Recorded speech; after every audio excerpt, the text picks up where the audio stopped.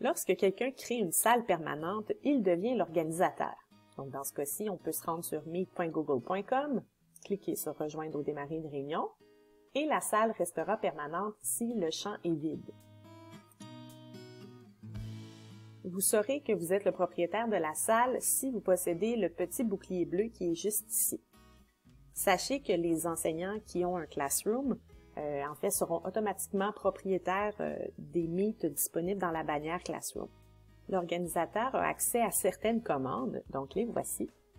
Si un participant lève la main, comme on vient de voir apparaître ici, l'organisateur est le seul à pouvoir baisser cette main dans l'onglet Participants et en cliquant ici sur Baisser. Il est aussi le seul à pouvoir fermer les micros, donc soit en cliquant ici sur les 3 petites lignes bleues, couper le micro, ou en passant le curseur sur la tuile de la personne qui parle et couper le micro.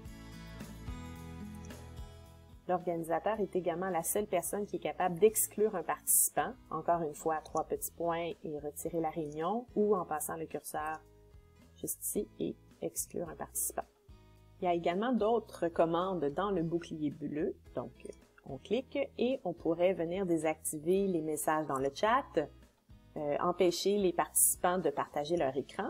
Et il y a également l'accès rapide qui permet de garder une certaine sécurité lors de la rencontre.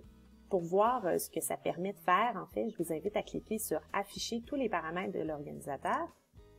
Et la désactivation de l'accès rapide permet à l'organisateur d'être le premier à rejoindre la réunion. Donc, dans le cas des breakout rooms, par exemple, on pourrait venir désactiver tous les accès rapides des salles et s'assurer d'être le seul à pouvoir y accéder avant les élèves. Comme ça évite que les élèves se ramassent là à l'extérieur d'un cours, par exemple. Aussi, seules les personnes invitées par l'organisateur de la réunion peuvent la rejoindre sans en faire la demande. Donc, ça veut dire que si l'accès rapide est désactivé, vous recevrez un petit message comme celui-ci apparaître. Donc, vous aurez l'option de refuser l'accès ou d'accepter. Si je retourne dans le bouclier,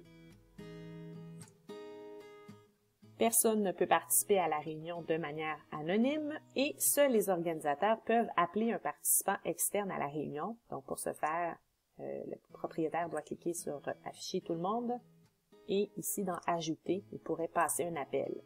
Donc, seul le propriétaire peut le faire.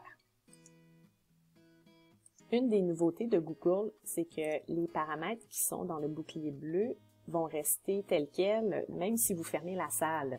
Donc, si vous avez désactivé l'accès rapide, la prochaine fois que vous ouvrirez la même salle, eh bien, les paramètres vont rester tels quels.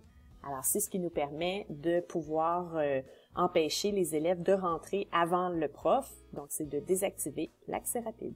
Si vous voulez en savoir plus sur la sécurité dans Meet, nous avons également une capsule sur notre chaîne YouTube qui s'intitule « Sécurité dans Meet ».